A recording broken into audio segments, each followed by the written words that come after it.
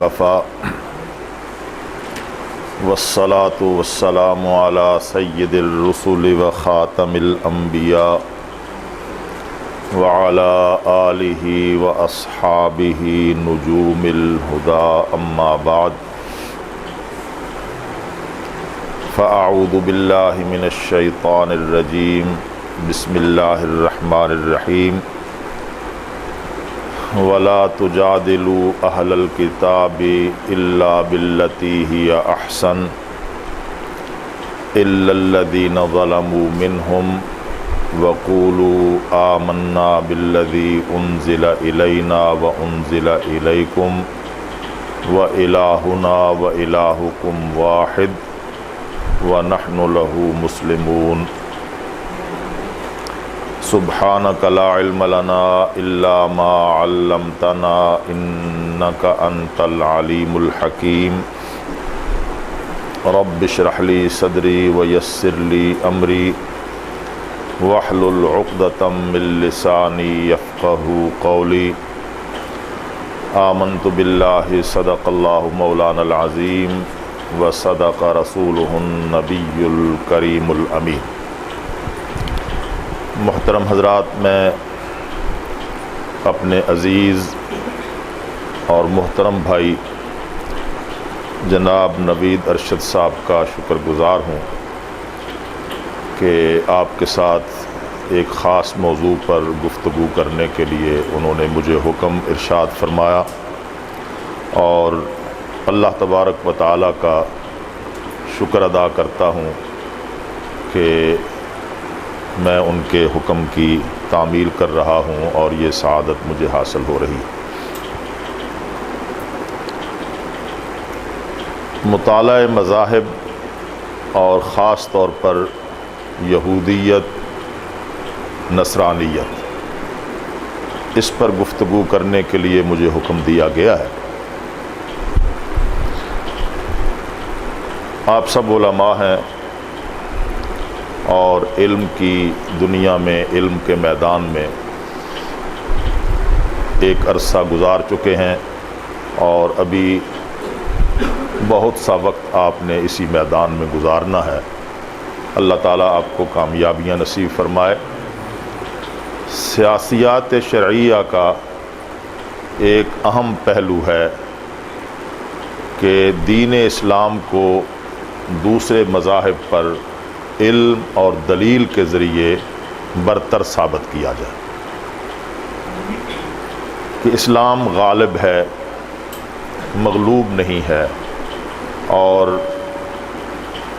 جتنے بھی مذاہب اس وقت دنیا میں موجود ہیں، خواہ وہ اسلام کے معاصر مذاہب کہلاتے ہوں، منحرف مذاہب کہلاتے ہوں، یا فکری تحریکیں ہوں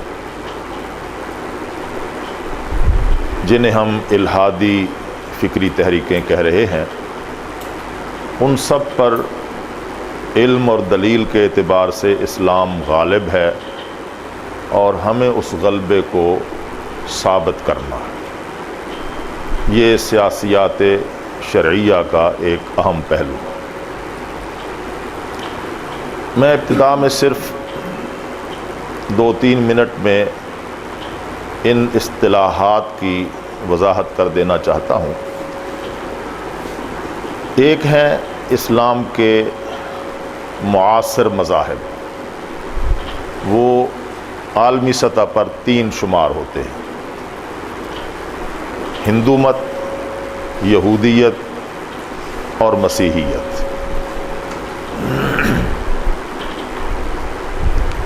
ایک ہے منحرف مذاہب۔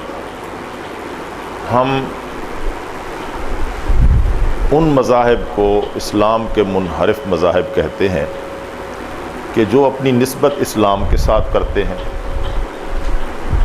مسلمان ہونے کا دعویٰ کرتے ہیں، علمبردار ہیں اس بات کے کہ ہمارا اسلام کے ساتھ تعلق ہے، لیکن پچھلی 14 صدیوں میں کسی نہ کسی مرحلے پر علماء اسلام نے متفقہ طور پر ان کے کفر کا فتویٰ دیا ہے۔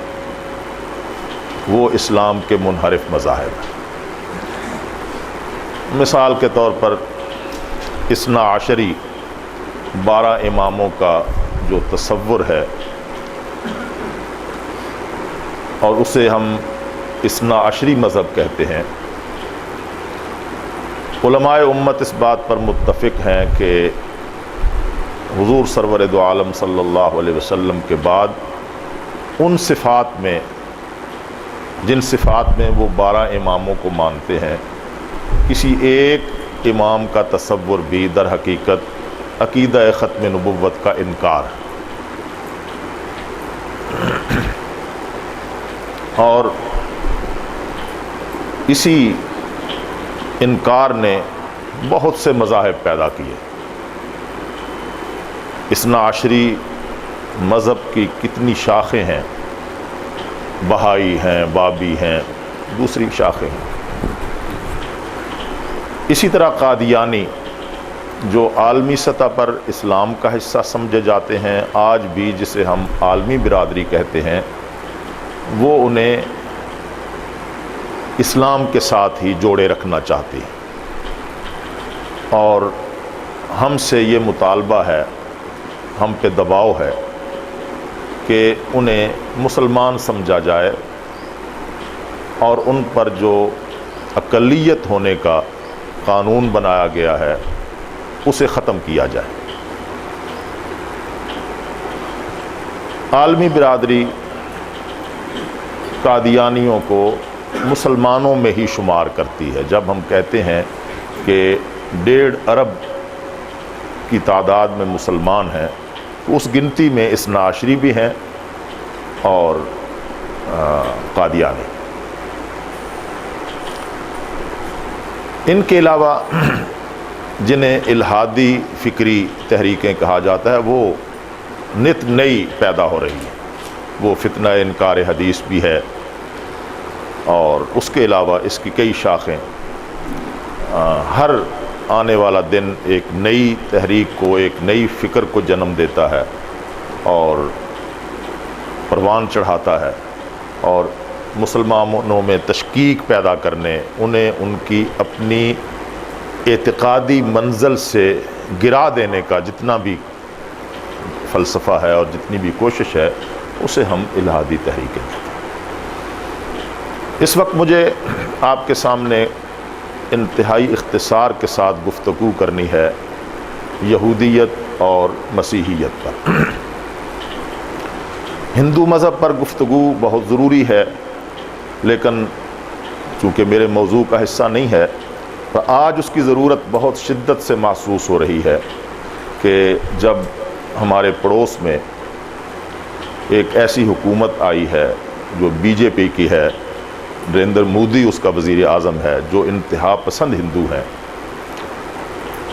ہندو مذہب کیا ہے، اس کی اساس کیا ہے، اس کا فلسفہ کیا ہے، دوسرے مذاہب کے بارے میں اس کے نظریات کیا ہیں، خود وہ کن نظریات پر کھڑا ہے، کہ باوجود اس کے کہ ہم نے ہندوستان میں، متحدہ ہندوستان میں 1000 برس تک حکومت کی مسلمانوں نے، لیکن ہم نے ہندو مذہب کو دعوت کے ذریعے اسلام کی طرف راغب نہیں کیا۔ یہ ہمارے حکمرانوں کی کوتاہی ہے، خود ہماری کوتاہی ہے۔ ہم نے ہندو مذہب کو سمجھنا نہیں چاہا، ورنہ میرا اپنا تجزیہ یہ ہے کہ اگر ہم نے ہندو مذہب کو اس کی اصل بنیادوں پر سمجھ لیا ہوتا تو آج شاید بہت سمٹ کر رہ جاتا صرف مندروں تک، کیونکہ مندروں کے پجاری اور جو پروہت ہیں وہ ایک مستقل برادری ہوتی ہے، وہ اسے قائم رکھنا چاہتے ہیں۔ پھر ایک بات میں ضرور کہہ دینا چاہتا ہوں کہ آپ کو ہندو مذہب کا مطالعہ کرنا چاہیے بڑی تفصیل کے ساتھ، اس لیے کہ یہ آپ کی دعوت کا میدان ہے۔ ہم داعی ہیں، رسول اللہ صلی اللہ علیہ وسلم کی وراثت ہمیں ملی ہے اور وارث انبیاء کہلانے کا ہمارا دعویٰ ہے۔ ہم نے منبر و محراب کو جس طرح آج دعوت کی بجائے کسی اور کام میں مشغول کر دیا ہے، یہ ہماری بہرحال اس پر غور کرنا چاہیے۔ تو یہ اندرون سندھ بہت بڑی تعداد ہے ہندو مذہب کی۔ آپ بھی اپنے علاقوں میں دیکھتے ہوں گے کہ کوئی نہ کوئی مندر موجود ہے، کوئی نہ کوئی پنڈت موجود ہے اور پجاری موجود ہیں، وہاں مورتیاں موجود ہیں، اور ہندو مذہب کو زندہ رکھا ہوا ہے۔ دعوت کا میدان اس لیے ہے کہ ہندو مذہب 4 ذاتوں اور 3 خداؤں کا تصور رکھتا ہے، اور یہ تصور اتنا کمزور، یہ جیسے ریت کی دیوار ہوتی ہے کہ بہت جلد گر جاتی ہے۔ کوئی مذہب جو ذات پات پر یقین رکھتا ہو اور انسانیت کو کئی ذاتوں میں تقسیم کر دیتا ہو کہ یہ ذات بڑی ہے، یہ چھوٹی ہے، یہ اس سے بھی چھوٹی ہے اور وہ اس سے بھی چھوٹی ہے، تو وہ مذہب پنپ نہیں سکتا، اسے آگے بڑھنا نہیں چاہیے۔ اور آج کی اس دنیا میں کہ جب سرور دو عالم امام الانبیاء علیہ التحیۃ والسلام کا وہ خطبہ گونج رہا ہے اور وہ آواز ہر جگہ پر سنائی دے رہی ہے کہ کلکم بنو آدم و آدم خلق من تراب لا فضل لعربی علی العجمی، تو یہ خطبہ جو ہے ایک ایسی آواز ہے جس نے تمام انسانی جہتوں کو ایک درجے میں مسخر کیا ہوا ہے، انہیں گردن جھکانے پہ مجبور کیا ہوا ہے۔ جب یہ ہمارے پاس موجود ہے تو 4 ذاتیں، وہ کہتے ہیں کہ ایک ذات ہے برہمن، یعنی انسان جو پیدا کیے گئے ہیں تخلیق کے اعتبار سے ہی وہ 4 ذاتوں میں تقسیم ہے: برہمن، ویش، کھشتری اور شودر۔ انسانیت ان 4 ذاتوں میں تقسیم ہے۔ برہمن وہ ذات ہے کہ جو اعلیٰ ترین ذات ہے۔ برہمن کا بیٹا انتہائی بد کردار ہو، شرابی ہو، زانی ہو، لٹیرا ہو اور دنیا کے تمام عیوب اس میں پائے جاتے ہوں، لیکن پھر بھی وہ معزز ہے، محترم ہے، اس لیے کہ وہ اس ذات سے تعلق رکھتا ہے جو اعلیٰ ذات پیدا کی گئی۔ ویش یہ زراعت پیشہ، تجارت پیشہ جو لوگ ہیں، انہیں تجارت کرنی ہے، انہیں کمانا ہے۔ کھشتری نے ان کی حفاظت کرنی ہے، اور جو کچھ بچتا ہے وہ برہمن کے قدموں میں لا کر نچھاور کر دینا ہے۔ برہمن وہ جو ہمارے یہاں کہتے ہیں دمادم کمائے گی دنیا کھائیں گے ہم، یہ اصل میں برہمن کا تصور ہے کہ سب لوگ کمائیں، محنت کریں، مزدوری کریں، لا کر برہمن کے قدموں میں رکھ دیں اور برہمن مزے سے زندگی گزاریں۔ اور آخری ذات شودر، وہ ایک ایسی ذات ہے کہ جو انسانوں کی کم تر ذات ہے، ان کے کوئی حقوق نہیں ہیں، ان کی کوئی اچھی آبادیاں نہیں ہیں، وہ پیدا ہی اس لیے ہوئے ہیں کہ وہ ان تینوں ذاتوں کی خدمت کریں، اور اس کے علاوہ کوئی ان کا حق نہیں ہے انسانی زندگی پر، مراعات پر۔ حتیٰ کہ انہیں ان بڑی ذاتوں کے جو مندر ہیں ان میں داخل ہونے کی اجازت نہیں۔ ہندو مذہب کی جو کتابیں ہیں انہیں سننے کا حق نہیں ہے، ہاتھ لگانا، چھونا اور پڑھنا تو بہت دور کی بات ہے۔ ان کے قوانین میں موجود ہے جو منو کا قانون کہلاتا ہے، میں اس وقت اس مذہب پہ گفتگو نہیں کر رہا، تو اس میں یہ موجود ہے کہ اگر کوئی شودر کسی برہمن سے اس کی مذہبی کتابیں سن لے گا تو اس کے کان میں پگھلا ہوا سیسا ڈال دیا جائے گا تاکہ وہ آئندہ کچھ بھی سننے کے قابل نہ رہے، اس کے کوئی حقوق نہیں ہے۔ یہ 4 ذاتیں ہیں جن میں انہوں نے انسانیت کو تقسیم کیا ہے، اور ہندو مذہب اختیار کر لینے کے باوجود ذات جو ہے وہ نہیں تبدیل ہوتی، وہ اسی ذات کے ساتھ تعلق رکھے گا اور اس کے ساتھ وہی معاملہ کیا جائے گا جو ان کے یہاں طے ہے۔ 3 خدا، یہ 3 خداؤں کا تصور بہت سے مذاہب میں ہے۔ مجوسیت میں بھی تھا، ہندو مذہب میں بھی ہے اور مسیحیت میں بھی موجود ہے، جسے تثلیث کہتے ہیں۔ تو برہما یہ ایک خدا ہے، وشنو دوسرا خدا ہے اور ویش تیسرا خدا۔ یہ 3 خدا ہیں اور ان میں سے ہر ایک خدا کا اپنا ایک مقام ہے، ایک درجہ ہے۔ ایک نے یہ کیا، اب اس سے اگلا کام وہ کرے گا، اس سے اگلا کام وہ کر رہا ہے۔ تو جو مذہب اس طرح کی الجھی ہوئی جو چیزیں ہیں ان پر کھڑا ہو، اس پر ضرب لگانا، اس کے ماننے والوں کو دعوت دینا، اس مذہب کے رد میں گفتگو کرنا یہ آسان ہوتا ہے، لیکن بدقسمتی یہ ہے کہ ہم نے ہندو مذہب کو بھی اس کی ضرورت کے مطابق پڑھنے کی آج تک کوشش نہیں کی۔ اور میں چونکہ خود ایک ملا ہوں اور آپ کی برادری کا آدمی ہوں، میں خود یہ محسوس کرتا ہوں کہ ہمارے یہاں اس کی کمی موجود ہے۔ اور یہ کمی ایسی ہے کہ یہ جو کمی آپ محسوس کر رہے ہیں، میرے بھائی بھی آپ کو بتا رہے تھے کہ تحریر کا ملکہ ہونا چاہیے، کالم نویسی ہونی چاہیے، خبر کیسے بنانی ہے، تو یہ تو فراغت کے بعد بھی کسی وقت بھی جا کر آپ اسے شروع کرنا چاہیں تو اللہ تبارک و تعالیٰ آپ کا ذہن کھول دے گا، لیکن مذاہب کو بہرحال سبقاً پڑھنا پڑتا ہے اور ہم وہ نہیں پڑھ رہے۔ آج اس کی ضرورت اس لیے ہے کہ وہاں ایک انتہا پسند حکومت قائم ہو گئی ہے اور مسلمانوں پر عرصہ حیات تنگ کیا جا رہا ہے۔ ہمیں معلوم تو ہو کہ کیا یہ شخصی بات ہے یا ان کے مذہب کے اندر یہ سب کچھ ہے۔ اگر مجھے اس پر گفتگو کرنی ہوتی تو میں بڑی تفصیل کے ساتھ آپ کے سامنے بیان کرتا کہ یہ ان کا مذہبی فلسفہ ہے۔ وہ اپنے علاوہ کسی کو برداشت کرنے کے لیے، کسی کو قبول کرنے کے لیے تیار نہیں ہیں۔ وہ کہتے ہیں کہ ہندو مذہب ہے اور اس کے علاوہ کسی مذہب کی اس دنیا میں کوئی گنجائش نہیں اور کسی کو زندہ نہیں رہنا چاہیے، وہ کسی کے حقوق تسلیم کرنے کے لیے تیار نہیں۔ لیکن یہ قدیم ترین مذہب ہے، یہودیت اور مسیحیت سے بھی قدیم ترین۔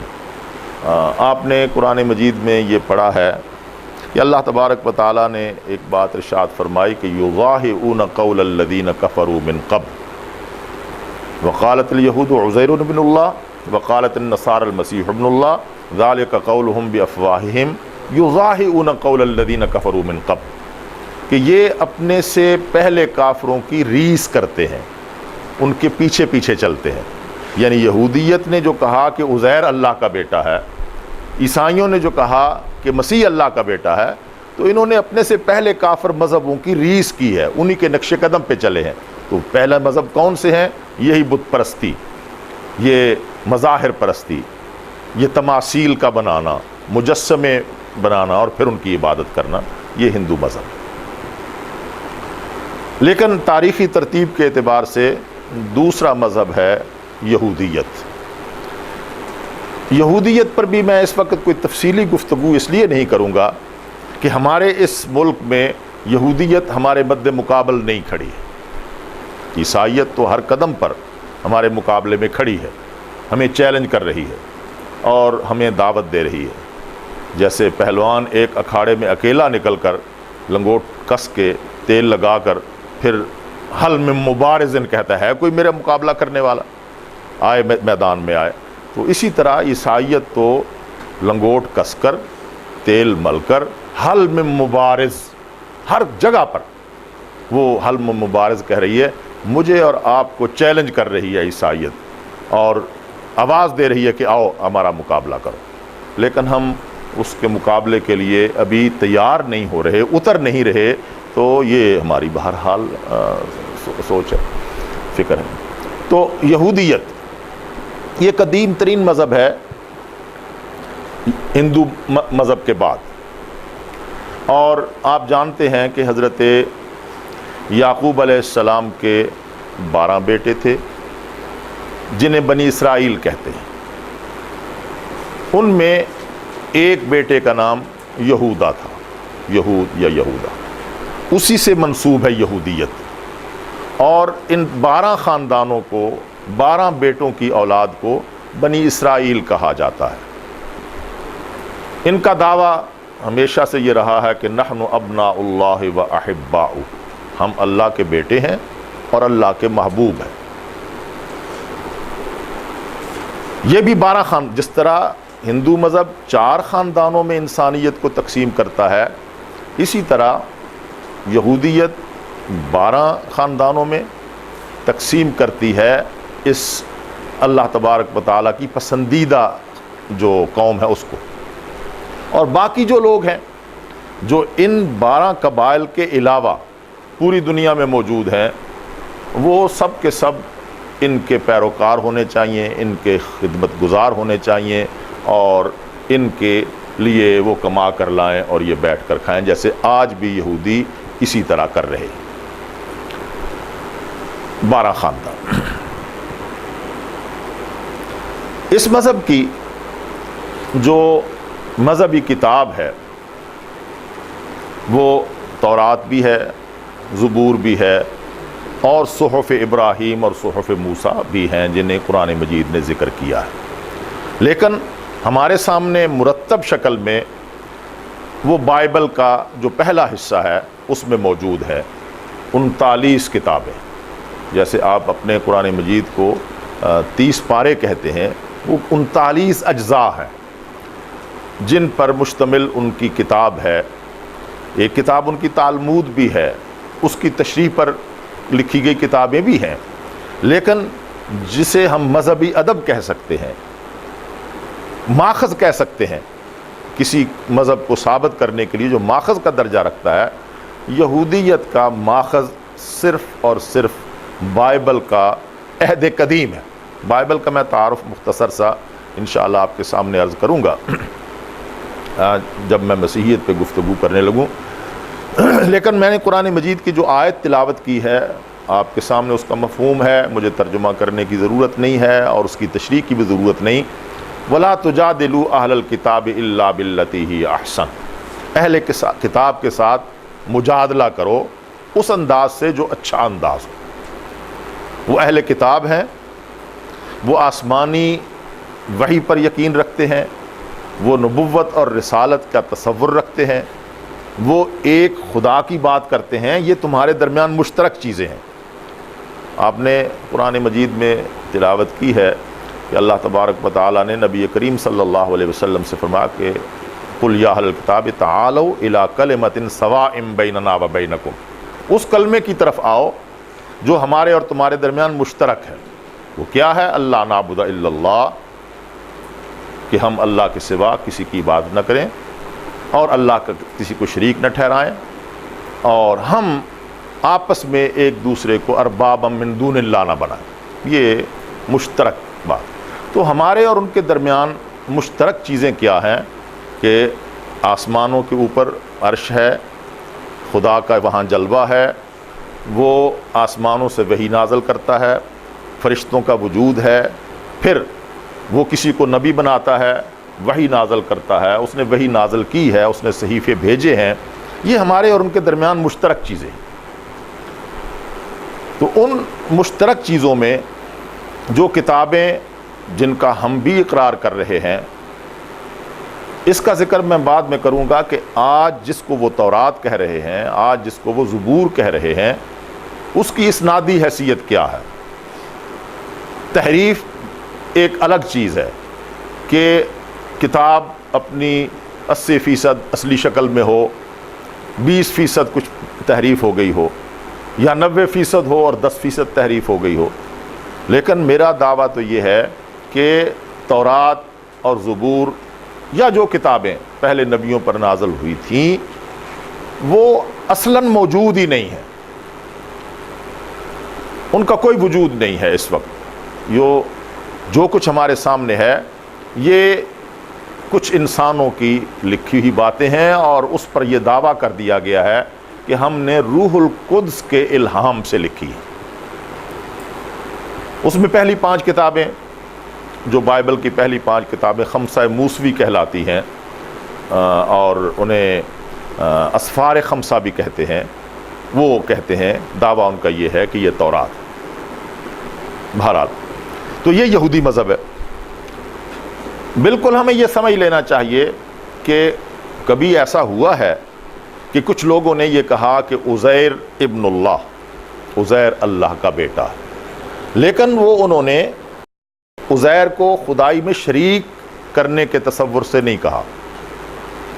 وہ پوری طرح موحد ہے، توحید ان کے یہاں ایک مسلمہ عقیدہ ہے۔ وہ انہوں نے کہا کہ ہم سب محبوب ہیں اللہ تعالیٰ کے، ایک شخص جو ہے، ہماری تورات مٹ چکی تھی، ہمارا ہیکل تباہ ہو گیا تھا، اور ایک دفعہ یہودیت کو جو ہے تہس نہس کر دیا گیا تھا، کتاب کہیں بھی نہیں تھی کہ ایک شخص نے وہ کتاب دوبارہ لکھوائی 100 سال بعد۔ تیسرے پارے کی تیسرے رکوع میں الم تر الی الذی حاج کے بعد جو آیت آتی ہے اس میں آپ پڑھ لیں گے کہ حضرت عزیر علیہ السلام کا معاملہ کیا۔ او کالذی مر علی قریۃ وہی خاویۃ علی عروشہا قال انا یحیی ہذہ اللہ بعد موتہا۔ تو وہ شخص عزیر تھے، تو اس قریہ کے پاس سے گزرے۔ وہ قریہ کون سی تھی؟ یہی فلسطین ہے، یہی جہاں ہیکل ہے، جہاں بیت المقدس ہے۔ یہ تباہ و برباد ہو گیا تھا، اور بستیوں کی جو شاندار بستی ہے وہ جب اجڑ گئی، اس کی اینٹ سے اینٹ بجا دی گئی، وہاں سے پاس سے گزرے عزیر علیہ السلام، تو انہوں نے کہا انا یحیی ہذہ اللہ بعد موتہا۔ تو پھر فاماتہ اللہ 100 عام، 100 سال انہیں وہاں سلائے رکھا، جسے موت کہا ہے۔ یہ لفظ بھی آپ کو ہمیشہ یاد رکھنا چاہیے، قادیانیت کے ساتھ گفتگو کرنے میں یہ لفظ کام آتا ہے کہ اللہ تبارک و تعالیٰ نے حضرت عزیر علیہ السلام کی نیند کو موت سے تعبیر کیا ہے۔ یہ میں درمیان میں ایسے ہی ایک نقطہ دیا۔ تو انا فاماتہ اللہ 100 عام ثم بعث، پھر اسے اٹھایا، تو قال کم لبثت قال، تو اس وقت جب اٹھے تو حضرت عزیر علیہ السلام نے اپنے حافظے سے جو اللہ تبارک و تعالیٰ نے انہیں عطا فرمایا، کوئی صحیفہ، کوئی ورق، کوئی صفحہ موجود نہیں تھا کہ پوری تورات جو ہے اسے پڑھا اور اسے لکھوایا۔ تو یہ ایک ایسا معجزہ تھا کہ جس معجزے سے متاثر ہو کر لوگوں نے کہا کہ عزیر تو اللہ کا بیٹا ہے، کہ اس پر الوہی علوم جو ہیں وہ اترے ہیں، اور یہ تورات جو مٹ چکی تھی اسے انہوں نے دوبارہ لکھوا دیا ہے۔ ورنہ انہوں نے عزیر علیہ السلام کو اللہ کے ساتھ خدائی میں، الوہیت میں، ذات میں، صفات میں شریک ٹھہرانے کے اعتبار سے ابن اللہ نہیں کہا تھا۔ تو یہ یہود جو ہے، ان کی مذہبی کتاب یہ ہے، لیکن ان کا معاشرے کے ساتھ، انسانیت کے ساتھ برتاؤ کیا ہے؟ وہ برتاؤ یہ ہے کہ انہوں نے کبھی بھی اپنے علاوہ کسی کو ایک باوقار انسان سمجھنے کے لیے کوشش نہیں کی، اور وہ اس کے لیے تیار ہی نہیں ہے۔ وہ یہ کہتے ہیں کہ نحن ابناء اللہ و احباء، ہم اللہ کے بیٹے ہیں، ہم اللہ کے پسندیدہ ہیں، وہی ہم پہ اترتی رہی ہے، سلسلہ بنی اسرائیل کا سارا سال ہم وارث ہیں اس کے، اور یہ وجہ ہے کہ ہم اپنے علاوہ کسی کو بھی کچھ سمجھنے کے لیے تیار نہیں ہیں۔ تو یہ اسے ہمیں سمجھنا چاہیے۔ قرآن مجید اس کی، میں سمجھتا ہوں کہ مطالعہ مذاہب کی بنیادی کتاب ہی قرآن مجید ہے، پھر سرور دو عالم صلی اللہ علیہ وسلم کی احادیث ہیں۔ میں ایک خصوصی اعتبار سے آپ کو اس بات کی طرف متوجہ کرنا چاہتا ہوں کہ ہمارا احساس، ہماری تحریک، ہمارے جذبے، ہمارے ذہنوں کی جو پرواز ہے وہ کیا ہونی چاہیے، اور مطالعہ مذاہب کیوں ضروری ہے، کتنا ضروری ہے۔ یہودی یہاں موجود نہیں ہیں، لیکن پوری دنیا پر وہ وہاں بیٹھے ہوئے حکومت کر رہے ہیں۔ پنجہ یہود نے انسانیت کی شاہرگ دبوچ رکھی ہے۔ آپ کا IMF، آپ کا ورلڈ بینک، آپ کے تمام ادارے جو آپ کو فیڈ کرتے ہیں، جن سے آپ کی حکومتیں قرض لیتی ہیں اور ان کے سامنے اپنی گردن جھکائے ہوئے ہیں، وہ سب کا سب یہود کے قبضے میں ہے۔ آپ یہ دیکھیں کہ امریکہ، برطانیہ، فرانس، جرمنی، اٹلی، یہ سب کے سب ملک جو ہیں معاشی اعتبار سے یہود کے پنجے میں ہیں اور یہودیوں نے انہیں دبوچ رکھا ہے۔ لیکن ہماری ضرورت کیا ہے؟ مطالعہ مذاہب۔ عیسائیت یہاں ہر جگہ موجود ہے اور 14 صدیوں سے مسلسل ہماری ان کے ساتھ جنگ ہے، ہم حالت جنگ میں ہیں۔ صلیبی جنگوں کا 11 صلیبی جنگیں ہوئی ہیں ہمارے ان کے درمیان، اور یہ ایک مستقل تاریخ کا مرحلہ ہے اور ہمیں تاریخ کے اس مرحلے کا بہرحال مطالعہ کرنا چاہیے۔ قرآن مجید میں اللہ تبارک و تعالی نے مسیحیت کے ساتھ اسلام کے تقابل کا ذکر کیا ہے۔ سورہ آل عمران میں بھی موجود ہے کہ جب وفد نجران آیا ہے نبی کریم صلی اللہ علیہ وسلم کے ساتھ بحث و تمہیز کے لیے، گفتگو کے لیے، جسے ہم مکالمہ کہتے ہیں اس کے لیے، اور اس کا جو ہمارے عام پرانے لفظوں میں مناظرہ جسے کہا جاتا تھا اس کے لیے آیا ہے، تو قرآن مجید نے اس کی اہمیت کو محسوس کرتے ہوئے اس کے بہت سے حصوں کو قلم بند کیا ہے، اور آج ہمارے سامنے وہ موجود ہے وحی کے طور پر۔ توحید کیا ہے، تثلیث کیا ہے۔ پھر یہ ہے کہ 14 صدیوں میں عیسائیت کے ساتھ ہمارا ہر جگہ پہ مقابلہ رہا۔ آج بھی آج کے بعد جب آپ گزریں گے اس شہر کے اندر تو آپ کو اس شہر کی سب سے قیمتی زمین پر یا تو کوئی گرجا بنا ہوا نظر آئے گا، یا کوئی سیمنری ہوگی یعنی ان کا مذہبی مدرسہ، اور یا ان کا کوئی کتب خانہ ہوگا، یا ان کا کوئی سکول ہوگا جو مشنری سکول کہلاتے ہیں۔ آپ یہاں سے کراچی کے ساحل سے شروع ہو جائیں اور طورخم تک چلے جائیں، ہر شہر کی اہم ترین شاہراہ پر آپ کو صلیب نظر آئے گی، قبرستان نظر آئے گا جسے مسیحی قبرستان کہتے ہیں، اور آپ کو گرجے نظر آئیں گے۔ آپ اندازہ کریں گے اس سے کہ یہاں عیسائیت کس حد تک موجود ہے۔ یہ جو اس وقت پوپ ہے، یہ بات میں عرض کر دوں، یہ معلومات ہیں اور انہی سے آپ کو مطالعہ مذاہب کا ایک ذوق ملے گا اور آسانی ہو جائے گی کہ عیسائیوں کے 2 بڑے مذہبی فرقے ہیں۔ ویسے بہت سے فرقے ہیں، لیکن ایک فرقہ ہے جو قدیم ترین ہے، اسے کیتھولک کہتے ہیں، اور اس کے بعد بڑا فرقہ پروٹیسٹنٹ ہے۔ کیتھولک کیا ہے؟ پروٹیسٹ کرنا، احتجاج کرنا۔ وہ ایک اصلاحی تحریک شروع ہوئی اور انہوں نے کیتھولک مذہب کے خلاف اور جو پوپ ہے اس کے اختیارات کے خلاف پروٹیسٹ کیا، احتجاج کیا، تو وہ پروٹیسٹنٹ ایک باقاعدہ مذہبی فرقہ بن گیا۔ یہ 2 بڑے فرقے موجود ہیں، اور ان دونوں بڑے مذہبی فرقوں میں آپس میں بھی بہت سی لڑائیاں موجود ہیں، لیکن وہ مسلمانوں کے خلاف متحد ہیں۔ کیتھولک فرقے میں پوپ ہوتا ہے بڑا، جیسے ہمارا امام مسجد حرام ہے، امام مسجد نبوی ہے، یہ مؤذن ہے، یہ امام ہے، یہ خادم ہے، یہ خطیب ہے، یہ خطیب پاکستان ہے، یہ خطیب اعظم ہے۔ وہ جو درجات ہیں ان میں سب سے بڑا پوپ ہوتا ہے، اور پوپ کیتھولک فرقے میں ایسے ہی درجہ رکھتا ہے جیسے وہ، یوں سمجھ لیجئے کہ وہ کہتے بھی یہ ہیں کہ یہ پطرس رسول کی گدی پر بیٹھنے والا ہمارا مذہبی رہنما ہے۔ پطرس حواری تھا، حضرت مسیح علیہ السلام کے ایک حواری کا نام پطرس ہے، وہ یہیں ویٹیکن کے پاس شہید ہوا اور وہیں دفن ہوا۔ بعد میں جب اس پہ گرجا بنا ہے تو اس گرجے کا جو متولی ہوتا ہے وہ پوپ کہلاتا ہے، اور کہتے ہیں کہ یہ پطرس رسول کا جانشین ہے، اس کا مسند نشین ہے۔ اس وقت جو پوپ ہیں، ان سے پہلے ایک پوپ تھے، ان سے پہلے مشہور عالمی پوپ تھے، پوپ جان۔ وہ ہندوستان، پوری دنیا میں پوپ پال، جس کو پوپ پال بھی کہتے ہیں، تو وہ پوری دنیا کے مزے کی بات آپ کو بتائیں کہ آپ کو احساس ہونا چاہیے کہ جس طرح ملک تسلیم کیے گئے ہیں، اسی طرح ویٹیکن کو بھی ایک ریاست کے طور پر تسلیم کیا گیا ہے، اور ہر ملک میں ان کا سفارت خانہ موجود ہے، ویٹیکن کا مذہبی سفارت خانہ۔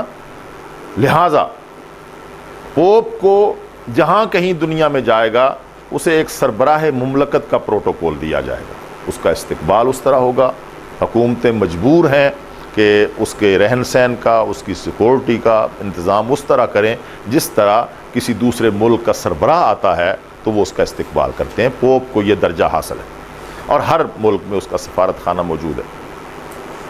وہ پوپ پال جان جو ہے وہ دورے پر آئے تھے تو ہندوستان میں، بھارت میں انہوں نے جو تقریر کی تھی اپنے دورے کے اختتام پر، اگر آپ احساس فرمائیں گے تو میرے اور آپ کے لیے میں سمجھتا ہوں کہ مطالعہ مسیحیت اور مسیحیت کا تعاقب کرنے کے لیے یہی بات کافی ہے۔ اس نے یہ کہا کہ پہلے 1000 سالوں میں، چونکہ اب ان کا تیسرا سلسلہ چل رہا ہے نا، 2014 اب چل رہا ہے نا، 2014 یعنی 1000 2000 ہمارے 1435 ہجری ہے اور وہ ہم سے 500 سال بڑے ہیں۔ 1000 سال گزر گیا، دوسرا 1000 سال گزر گیا، اب تیسرا 1000 سالہ جو ہے ان کا دور شروع ہے۔ اس نے یہ کہا تھا کہ پہلے 1000 سالوں میں ہم نے یورپ کو فتح کیا، عیسائیت، پورے یورپ پر ہم نے اس یسوع مسیح کا پرچم لہرایا۔ دوسرے 1000 سالوں میں ہم نے افریقہ کو فتح کیا اور اب تیسرے 1000 سالوں میں ہم ایشیا کو فتح کریں گے۔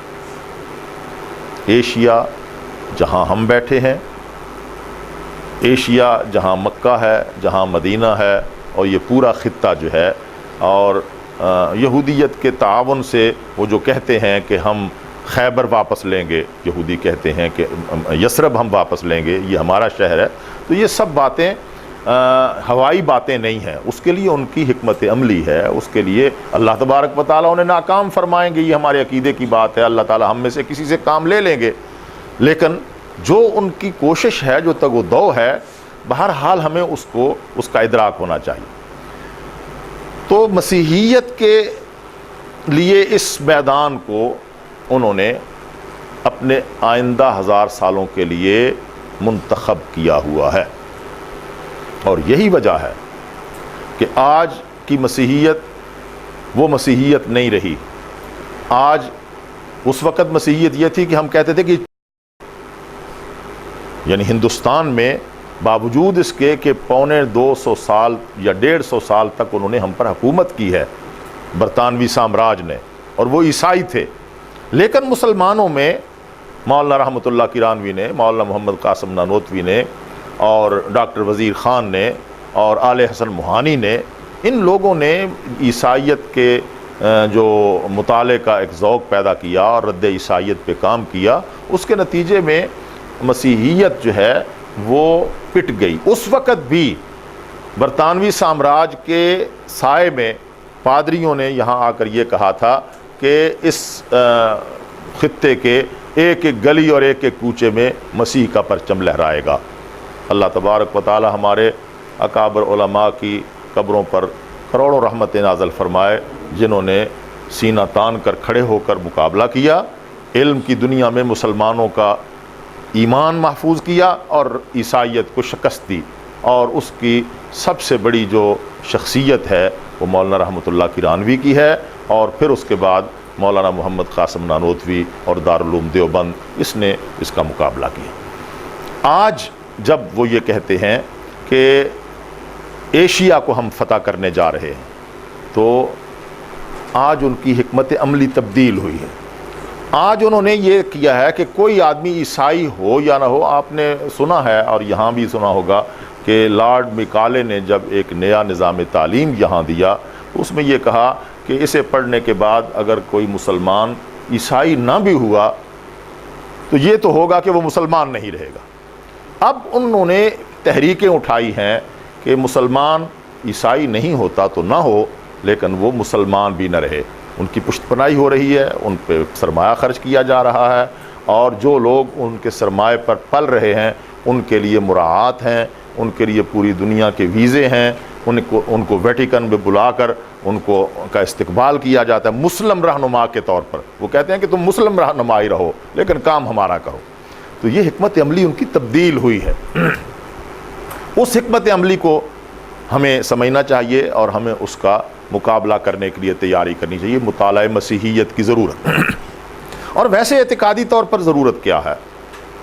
اللہ تبارک و تعالیٰ نے قرآن مجید نازل کیا ہے تو اس کے کئی مقاصد بیان کیے. میں صرف توجہ دلا رہا ہوں آپ کو، اور اتنے سے وقت میں توجہ دلا. ان میں ایک مقصد، آپ سورہ الکہف پڑھیں آغاز میں، تو اس میں یہ کہا الحمدللہ الذی انزل علی عبدہ الکتاب ولم یجعل لہ عوجا قیما لینذر بأسا شدیدا من لدن ویبشر المؤمنین الذین یعملون الصالحات ان لهم اجرا حسنا ماکثین فیہ ابدا وینذر الذین قالوا اتخذ اللہ ولدا. قرآن اس لیے بھی نازل کیا گیا ہے کہ یہ ڈر سنائے ان کو جنہوں نے یہ کہا ہے کہ اتخذ اللہ ولدا، اللہ نے کسی کو اپنا بیٹا بنا لیا ہے. تو یہ مسیحیت ہے. جنہوں نے حضرت مسیح علیہ السلام کو، جو کنواری مریم سے پیدا ہوئے، انہیں مستقل خدا کا بیٹا، خدا کا خدائی میں شریک. ایک وہ تصور تھا جو عزیر کے بارے میں یہود کا تھا، وہ بالکل مختلف ہے. لیکن مسیحیوں نے، نصارہ نے تین خداؤں کا تصور پیش کیا، اور اس میں یہ کہا کہ مسیح اللہ کا بیٹا ہے، یعنی اللہ کی الوہیت میں، اس کے اختیار میں، اس کے اقتدار میں شریک ہے. میں اگر ان کا عقیدہ آپ کے سامنے پڑھ کر سناؤں کہ تثلیث کے بارے میں اور مسیح علیہ السلام کے بارے میں ان کا عقیدہ کیا ہے، تو آپ چیخ اٹھیں گے کہ ہم تو یہاں حاضر ناظر کے مسئلے پر اور مختار کل کے مسئلے پر کفر اور شرک کی جو بحث ہے اسے چلائے ہوئے ہیں. یہاں ہمارے پڑوس میں، ہمارے ارد گرد میں، ہمارے ماحول میں ایسے لوگ بھی موجود ہیں جو مسیح علیہ السلام کو بالکل اللہ کے برابر خدا سمجھتے ہیں، اور ہم غافل ہیں اس سے. بہرحال اللہ تبارک و تعالیٰ نے قرآن مجید میں ارشاد فرمایا کہ وَيُنذِرَ الَّذِينَ قَالُوا اتَّخَذَ اللَّهُ وَلَدًا. ہم نے قرآن اس لیے نازل کیا ہے تاکہ ڈر سنایا جائے ان لوگوں کو جنہوں نے یہ کہا ہے کہ اتخذ اللہ ولدا ما لهم به من علم ولا لآبائهم کبرت کلمۃ تخرج من افواہہم ان یقولون الا کذبا. آج کے بعد جب آپ قرآن مجید کی تلاوت کریں گے روزانہ کی طرح، جس طرح منزل ہم پڑھتے ہیں، تو آپ کو اس طرح کی بہت سی آیات ملیں گی. آپ ٹھہر جائیں گے، رک جائیں گے، اور آپ کو پتہ چلے گا کہ مسیحیت کے رد پہ اللہ تبارک و تعالیٰ نے کتنا زور دیا ہے اور اس کو کتنی اہمیت دی. سورہ مریم ایک مستقل سورت ہے جس میں سیدہ مریم کا ذکر ہے، لیکن آپ جانتے ہیں کہ سیدہ مریم کا تذکرہ تو صرف اتنا ہے کہ ایک بچے کو انہوں نے جنم دیا، ایک فرشتے نے آ کر ان سے بات کی، اور پھر نفخ روح القدس ہوا، اور اس کے بعد حاملہ ہوئیں، بچہ پیدا ہوا. لیکن آج جو عیسائی عقائد ہیں ان کے رد میں کتنا بڑا مواد موجود ہے سورہ مریم میں، کہ قال انی عبد اللہ آتانی الکتاب وجعلنی نبیا وجعلنی مبارکا اینما کنت واوصانی بالصلاۃ والزکاۃ ما دمت حیا وبرا بوالدتی ولم یجعلنی جبارا شقیا والسلام علی یوم ولدت ویوم اموت ویوم ابعث حیا ذلک عیسی ابن مریم قول الحق الذی فیہ یمترون ما کان للہ ان یتخذ من ولد سبحانہ. تو یہ سب رد مسیحیت ہے. اسی صورت میں ایک مضمون موجود ہے کہ تقاد السماوات یتفطرن من فوقہن وتنشق الارض وتخر الجبال حدا ان دعوا للرحمن ولدا وما ينبغي للرحمن ولدا. جب کوئی آدمی زمین پر یہ کہتا ہے کہ اللہ نے کسی کو بیٹا بنا لیا، تو کائنات کس طرح لرز اٹھتی ہے، اللہ کا غضب کس طرح اپنے پورے عروج پر ہوتا ہے. یہ قریب ہو جاتا ہے کہ آسمان ٹوٹ جائے. تقاد السماوات یتفطرن، ان کو اوپر سے آسمان ٹوٹ پڑے. وتنشق الارض، زمین پھٹ جائے. وتخر الجبال حدا، اور پہاڑ جو ہیں وہ ٹوٹ کر ان کے اوپر گریں، انہیں سنسار کر دیا جائے. کیوں؟ ان دعوا للرحمن ولدا، کہ وہ دعویٰ کرتے ہیں کہ رحمان کے لیے ایک ولد ہے. اور یہ دعویٰ پوری قوت کے ساتھ ہو رہا ہے. دو بڑے تہوار کرسمس اور ایسٹر، ان میں ہمارے سب لوگ شریک ہو رہے ہیں، حکمران شریک ہو رہے ہیں، مذہبی لوگ شریک ہو رہے ہیں، اور جنہیں یہ ضرورت ہے کہ ہم ذرا ان کے قریب ہوں تو پھر ہمارے لیے راستے کھلیں، وہ سب شریک ہوتے ہیں۔ اور اب تو مکالمہ بین المذاہب کے نام سے اس طرح کی تحریکیں سامنے آ گئی ہیں جو خود دیوبندی مذہب سے مسلک سے تعلق رکھتی ہیں، لیکن انہوں نے عیسائیت کا قرب حاصل کرنے کے لیے اور عیسائی حکمرانوں کے ساتھ، عیسائی ملکوں کے سفیروں کے ساتھ راہ و رسم اور میل جول قائم کرنے کے لیے ایک نئی دنیا آباد کرنے کی کوشش کی ہے۔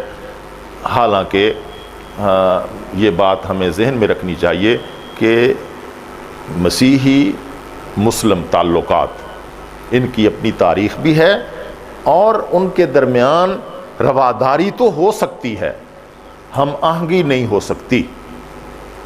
دیکھیے یہ کہا یہ جا رہا ہے کہ مذاہب کے درمیان ہم آہنگی پیدا کی جائے۔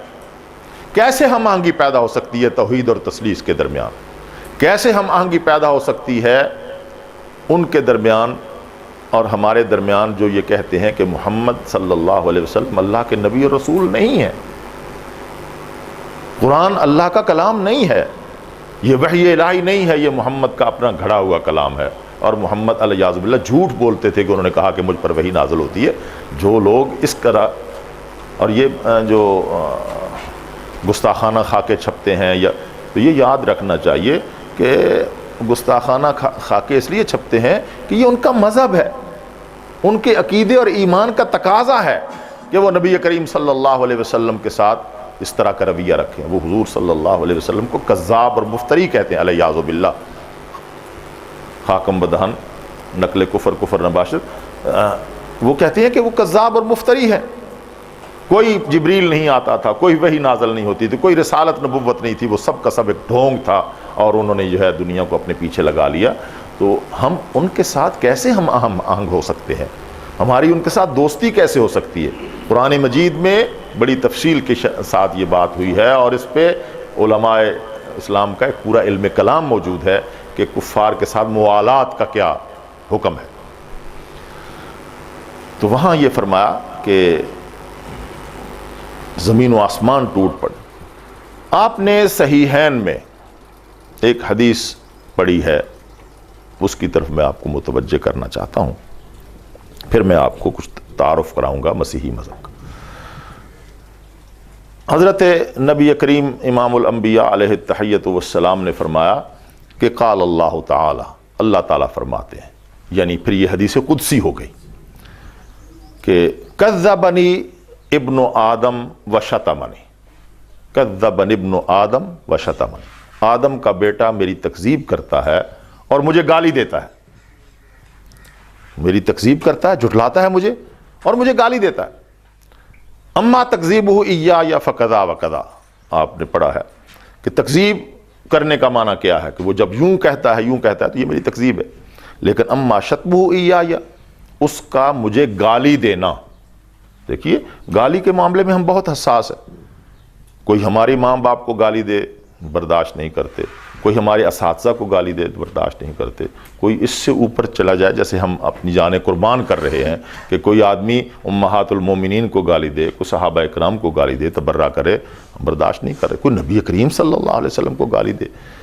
تو دنیا میں اس وقت جنگ جو ہماری چل رہی ہے وہ نبی کریم صلی اللہ علیہ وسلم کی ذات اقدس پر چل رہی ہے کہ وہ گالی دینا چاہتے ہیں، ہم کہتے ہیں نہ دو، ہم نہیں دینے دیں گے۔ لیکن ایک آدمی اس سے بھی اوپر چلا جاتا ہے اور وہ اللہ کو گالی دیتا ہے۔ اللہ خود کہتے ہیں کہ شتمنی، آدم کا بیٹا مجھے گالی دیتا ہے۔ اما شتمہ ایایا فقولہ اتخذ اللہ ولدا، اس کا مجھے گالی دینا یہ ہے کہ اس نے یہ کہا ہے کہ اتخذ اللہ ولدا، اللہ نے کسی کو اپنا بیٹا بنا لی، یعنی اللہ کے لیے بیٹے کا تصور، اللہ کے لیے کسی ابن کا تصور، اللہ تبارک و تعالیٰ اسے گالی قرار دیتے ہیں کہ مجھے گالی دیتا ہے، حالانکہ میں واحد ہوں، انا الاحد الصمد الذی لم الد ولم اولد، وہ حدیث آپ کے سامنے۔ تو آپ یہ دیکھیے کہ ہمارے ارد گرد، ہماری گلیوں میں، ہمارے کوچوں میں گھومنے والے سب کے سب جو پادری ہیں، جو عیسائی ہیں، وہ جب یہ کہتے ہیں کہ اللہ کا بیٹا ہے مسیح، تو وہ اللہ کو گالی دیتے ہیں۔ ہم سن بھی رہے ہیں، برداشت بھی کر رہے ہیں اور ہم اس کا رد بھی نہیں کر رہے۔ چلیے لڑائی جھگڑا نہ صحیح، خون نہ بہایا جائے، لیکن علمی اعتبار سے رد کرنا تو ہمارا حق ہے۔ یہاں اس ملک میں عیسائیوں کو اپنے مذہب کی تبلیغ کرنے کا حق نہیں ہے، اپنے مذہب پر عمل کرنے کا حق ہے اقلیت کے طور پر، لیکن ہم تو حق رکھتے ہیں کہ ہم تبلیغ کریں۔ حضرت مولانا قاری طیب صاحب رحمہ اللہ کا نام آپ نے سب نے سنا ہوا ہے، دارالعلوم دیوبند کے طویل عرصہ تک جو محتمم رہے، حکیم الاسلام ہم انہیں کہتے ہیں، خطبات بھی ان کی موجود ہیں۔ انہوں نے ایک جگہ پہ لکھا ہے کہ میں کبھی کبھی سوچتا ہوں، یہ میں آپ حضرات کو مطالعہ مسیحیت کے لیے تیار، ذہنی طور پر تیار کرنے کے لیے، اس لیے کہ مجھے اندازہ ہے کہ اس طرح کی گفتگو ہمارے یہاں ہوتی نہیں ہے، گفتگو کا ماحول نہیں ہے، جس نے ذاتی اور شخصی اعتبار سے کچھ پڑھ لیا، ٹھیک۔ حضرت مولانا قاری محمد طیب صاحب نے فرمایا کہ میں کبھی کبھی یہ سوچتا ہوں کہ میرے گھر کی صفائی کرنے والا جو عیسائی نوجوان ہے، جو میرے گھر کے اوپر سے کوٹھا اتارتا ہے، کوٹھا کہتے تھے، یہ اب لیٹرینیں بن گئی ہیں، فلش سسٹم بن گئے ہیں، ورنہ گھروں کی چھتوں پہ وہ چولہے بنے ہوئے ہوتے تھے، ان میں ہی مائیں بہنیں اور گھروں کے بڑے بوڑھے جو ہیں وہ پاخانہ کرتے تھے اور وہ یہ اٹھا کر لے جاتے تھے، اسے کوٹھا کہتے ہیں۔ ہمارے کوٹھے سے جو غلاظت اتارتا ہے نوجوان، اس نوجوان نے اگر قیامت کے دن اللہ کی بارگاہ میں یہ استغاثہ دائر کر دیا کہ اے اللہ، یہ جو مولوی صاحب ہیں، میں ان کا ملازم تھا، یہ مجھے تھوڑی سی تنخواہ دیتے تھے، میرے ان کے گھر میں ایک پیالہ رکھا ہوا تھا، یہ اس میں میرے لیے پانی ڈالتے تھے، لسی ڈالتے تھے، میں پی لیتا تھا، ایک برتن رکھا ہوا تھا، سالن ڈالتے تھے، میں ان کے برتن بھی استعمال نہیں کرتا تھا، اور میں 10 روپے 20 روپے ان سے تنخواہ لیتا تھا، میں ان کا محتاج تھا، یہ ساری دنیا میں اسلام کی تبلیغ کرتے رہے لیکن انہوں نے مجھے کبھی اسلام نہیں سمجھایا۔ آج اگر میں جہنم میں جا رہا ہوں تو اس میں ان کا بھی عمل دخل ہے، یہ بھی ذمہ دار ہیں کہ یہ اگر مجھے پیار محبت سے اسلام سمجھاتے تو میں اسلام قبول کر لیتا۔ تو حضرت قاری طیب صاحب نے فرمایا کہ مجھے احساس ہوتا ہے کہ جب ایسا ہو گیا تو شاید میرے پاس اس کا کوئی جواب نہیں ہوگا۔ تو یہی سوال میرے اور آپ کے سامنے بھی ہے، ہم بھی اپنے لیے جواب تلاش کریں۔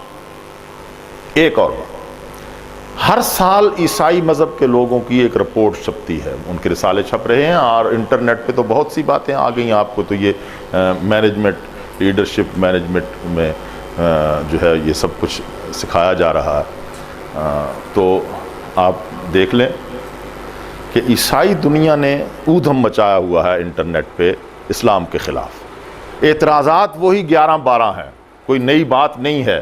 جن اعتراضات کے جواب مولانا رحمۃ اللہ کیرانوی نے دیے، اس سے پہلے امام ابن تیمیہ نے دیے، اور نہ جانے کس کس نے دیے، لیکن جوابات سے چونکہ ہم بھی واقف نہیں ہیں لہٰذا اودھم مچایا ہوا ہے۔ چند دن پہلے مجھے کسی دوست نے دکھایا کہ ایک پادری جو ہے وہ کسی مسلمان کو عیسائی بنا رہا ہے اور اس کے سامنے کھڑا ہو کے جو تقریر کر رہا ہے اور مسیحیت پہ، تو وہ انٹرنیٹ پہ موجود ہے۔ اب اودھم مچا ہوا ہے۔ اگر ایک شخص جو ہمارے محلے میں رہتا ہو، ہماری مسجد میں نماز پڑھتا ہو، نوجوان، اور ہمارے محلے میں ہماری مسجد میں اس نے کچھ ابتدائی طور پر قرآن مجید نورانی قاعدہ پڑھا ہو، وہ کسی عیسائی پادری سے متاثر ہو کر ہم سے آ کر سوال کرے اور ہم اس کا جواب نہ دے سکیں، اور وہ جا کر عیسائی پادری کے ساتھ مل کر عیسائی ہو جائے، مرتد ہو جائے، کلمہ پڑھتا تھا، لا الہ الا اللہ محمد رسول اللہ، حضور کو نبی مانتا تھا، قرآن کو کتاب، اب اس نے سب کچھ چھوڑ دیا، تو یہ بھی ہو سکتا ہے کہ قیامت کے دن وہ یہ کہے کہ میں مولوی صاحب کے پاس گیا تھا، انہوں نے مجھے تسلی بخش جواب نہیں دیا، میرے شکوک و شبہات دور نہیں کیے، جو علمی اعتبار سے مجھ پر جو ہے ادھر سے جو باتیں آئی تھیں ان کا جواب، تو میں اگر مرتد ہوا ہوں، کافر ہوا ہوں، اور آج اے اللہ تو جہنم میں بھیج رہا ہے، تو یہ فلاں مولوی صاحب بھی اس کے ذمہ دار ہیں، تو ہم کیا کریں گے، کہاں جائیں گے؟ میں یہ سمجھتا ہوں کہ اپنے مسلمان نوجوانوں کا ایمان بچانا، اور نوجوان عیسائیوں کو، پادریوں کو چھوڑیے، پادریوں نے تو اس وقت بھی جو وفد نجران آیا تھا انہوں نے یہ تسلیم کیا، ہار بھی مانی، مباہلے کے لیے بھی نہیں آئے، اور اپنی مجلس میں انہوں نے یہ بھی مانا کہ یہ جو کچھ کہتے ہیں یہ ٹھیک کہتے ہیں، لیکن ایمان قبول نہیں کیا، اور اس کی وجہ بھی یہ بیان کی کہ اگر ہم ایمان قبول کر لیں گے تو جو قیصر روم ہے اس نے ہمیں جو مراعات دے رکھی ہیں، اس نے جو مجھے ہمیں تنخواہیں دیتا ہے، ہم ان سے محروم ہو جائیں گے۔ تو یہ ٹھیک ہے کہ پادری یہاں کا نہیں ہوگا، لیکن الحمدللہ ہم نے یہ دیکھا ہے کہ پادری درجے کے لوگ بھی مسلمان ہو جاتے ہیں جب انہیں دین سمجھایا جائے۔ لیکن عام جو عیسائی ہے اس تک ہماری دعوت پہنچنی چاہیے۔ وہ دعوت تبھی پہنچے گی کہ ہم عیسائیت کا مطالعہ جس طرح کرنا چاہیے اس طرح کریں۔ اب میں مسیحیت کے تعارف کی طرف آتا ہوں۔ یہ اس وقت تک کی میری گفتگو جو ہے اس کا خلاصہ یہ ہے کہ ہم پر کچھ ذمہ داریاں عائد ہوتی ہیں، ہم مسئول ہیں، ہم وارث انبیاء ہیں، اور ہمارا دعویٰ یہ ہے کہ منبر و محراب ہماری میراث ہے اور دعوت و تبلیغ ہمارا میدان ہے۔ اس کے لیے میدان کا میں نے ایک نیا رخ آپ کو دیا ہے کہ یہ بھی ایک میدان ہے، ہندو مذہب، یہودیت، مسیحیت۔ مسیحی مذہب کیا ہے اور اس کے عقائد کیا ہے اور اس کا ماخذ کیا ہے، یہ 3 باتیں اس وقت مختصر سے وقت میں آپ کے سامنے عرض کروں گا۔ پہلی بات کہ مسیحی مذہب کا تعارف یا مسیحی مذہب کی تعریف، جیسے ہم اپنے یہاں کہتے ہیں کہ اس کی تعریف کیا ہے۔ تعریف جو وہ خود کرتے ہیں اپنے مذہب کی، اور یہ انسائکلوپیڈیا جو برٹانیکا ہے اس میں بھی ہے، اور انسائکلوپیڈیا جو ان کا ریلیجن اینڈ ایتھکس ہے اس میں بھی ہے۔ عیسائی مذہب کی تعریف، وہ مذہب جو اپنی اصلیت کو ناصرہ کے باشندے یسوع کی طرف کرتا ہے اور اسے خدا کا منتخب مسیح اور اکلوتا بیٹا مانتا ہے۔ یہ ہے تعریف۔ وہ مذہب جو اپنی اصلیت کو ناصرہ کے باشندے یسوع مسیح کی طرف کرتا ہے اور اسے خدا کا منتخب مسیح اور اکلوتا بیٹا مانتا ہے، اس مذہب کو مسیحی مذہب کہا جاتا ہے، اور اسے نصرانیت بھی کہا جاتا ہے۔ یہ ناصرہ کی بنیاد پر ہے۔ آپ نے بخاری شریف کی بالکل ابتدا میں ورقہ بن نوفل کے بارے میں یہ پڑھا کہ تنصر فی الجاہلیہ، وہ دور جاہلیت میں نصرانی ہو گئے تھے۔ تو نصارہ بھی انہیں ہم کہتے ہیں، مسیحیت بھی اور عیسائی مذہب بھی کہا جاتا ہے، لیکن تنصرہ نصرانیت کیوں کہا جاتا ہے کہ ایک گاؤں تھا ناصرہ، مسیح وہاں کے رہنے والے تھے۔ یہ ہے ان کی مذہب کی تعریف۔ اور جو انسائکلوپیڈیا ہے ریلیجن اینڈ ایتھکس، اس میں جو عیسائیت کی تعریف لکھی ہوئی ہے وہ آپ سن لیں۔ عیسائیت کی تعریف اس طرح کی جا سکتی ہے کہ یہ وہ اخلاقی، تاریخی، کائناتی، موحدانہ اور کفارے پر ایمان رکھنے والا مذہب ہے جس میں خدا اور انسان کے تعلق کو خداوند یسوع مسیح کی شخصیت اور کردار کے ذریعے پختہ کر دیا گیا ہے۔ یہ جو لفظ ہیں کہ وہ اخلاقی، تاریخی، کائناتی، موحدانہ اور کفارے پر یقین رکھنے والا، اسی سے عیسائی مذہب کے جو عقائد ہیں وہ ایک ایک لفظ میں بیان کر دیے گئے۔ عقائد، یہ تو عیسائیت کی تعریف ہے۔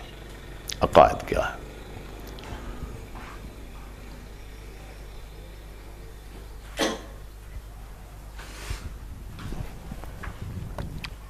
تعریف میں تو انہوں نے موحدانہ کا لفظ استعمال کیا، لیکن وہ توحید فی التثلیث اور تثلیث فی التوحید، یہ اصطلاح استعمال کرتے ہیں اپنے بنیادی عقیدے کے لیے۔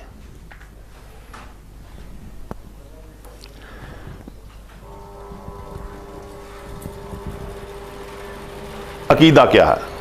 باپ خدا ہے، بیٹا خدا ہے اور روح القدس خدا ہے، اور یہ تینوں مل کر تین خدا نہیں بلکہ ایک خدا ہے۔ یہ ہے ان کے بنیادی عقیدے کی عبارت۔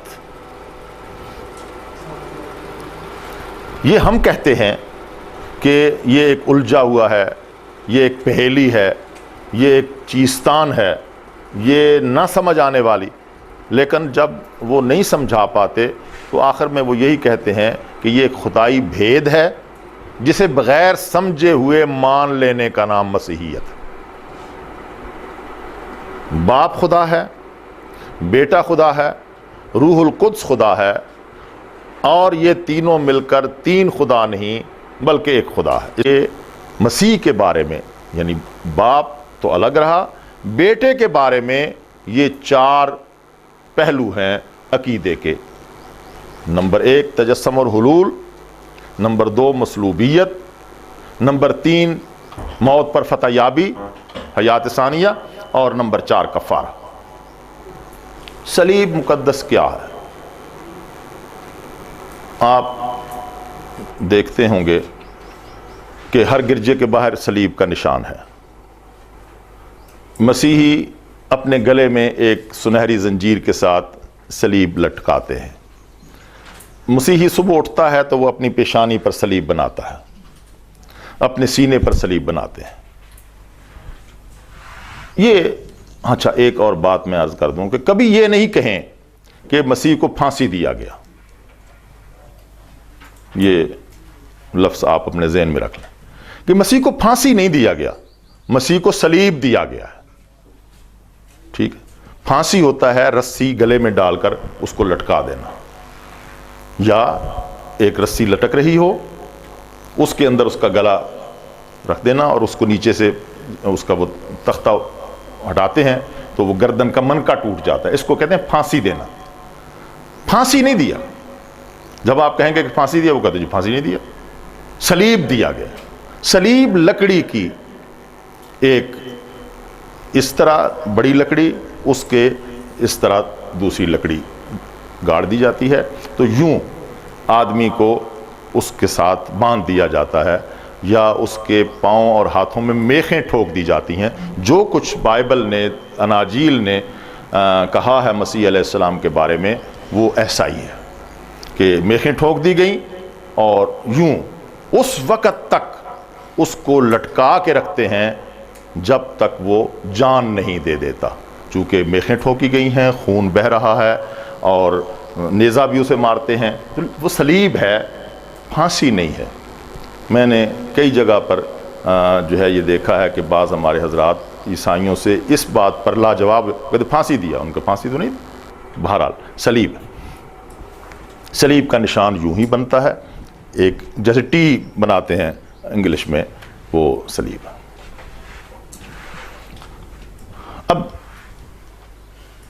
10 منٹ تقریباً میں آپ کے سامنے گفتگو کروں گا مسیحیت کے ماخذ پر۔ ہمارا ماخذ کیا ہے؟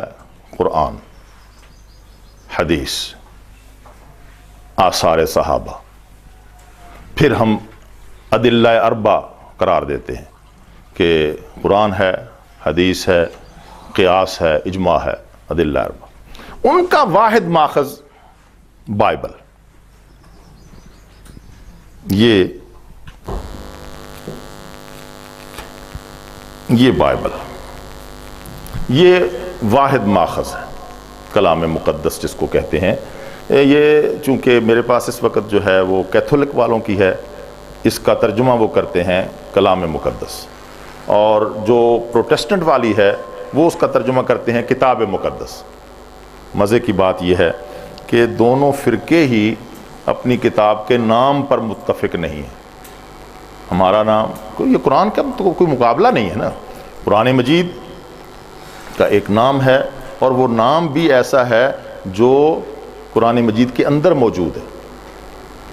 یہاں بائبل کا لفظ اس پوری کتاب میں کہیں موجود نہیں ہے، صحف ابراہیم میں نہیں ہے، تورات میں نہیں ہے، زبور میں نہیں ہے، صحف موسیٰ میں نہیں ہے، اناجیل میں نہیں۔ تو بہرحال یہ بائبل ہے، اس کو بائبل کہتے ہیں۔ بائبل جو لفظ ہے یونانی لفظ ہے، یہ اس کا معنی ہے مجموعۃ من الکتب، کتابوں کے ایک مجموعے کو بائبل کہتے ہیں۔ بائبل کے دو حصے ہیں، ایک کو کہتے ہیں عہد نامہ قدیم، دوسرے کو کہتے ہیں عہد نامہ جدید۔ عہد عتیق بھی کہہ لیتے ہیں، عہد جدید بھی کہہ لیتے ہیں۔ انگریزی والے اسے اولڈ ٹیسٹامنٹ اور نیو ٹیسٹامنٹ کہتے ہیں۔ بائبل دو حصوں پر مشتمل ہے، عہد نامہ قدیم اور عہد نامہ جدید۔ عہد نامہ قدیم میں پروٹیسٹنٹ کے نزدیک 39 کتابیں ہیں اور کیتھولک کے نزدیک 46 کتابیں ہیں۔ گویا 7 کتابیں ایسی ہیں، کیتھولک والے انہیں الہامی مانتے ہیں، پروٹیسٹنٹ والے انہیں الحاقی کہتے ہیں کہ یہ لوگوں نے اپنے پاس سے بنا کر شامل کر لی ہیں۔ روح القدس کا ان کے ساتھ کوئی تعلق نہیں، یہ الہام نہیں ہوا، یہ آسمانی کتابیں نہیں ہیں، یہ ان کے آپس میں جو اختلافات ہیں ان کی اپنی نوعیت۔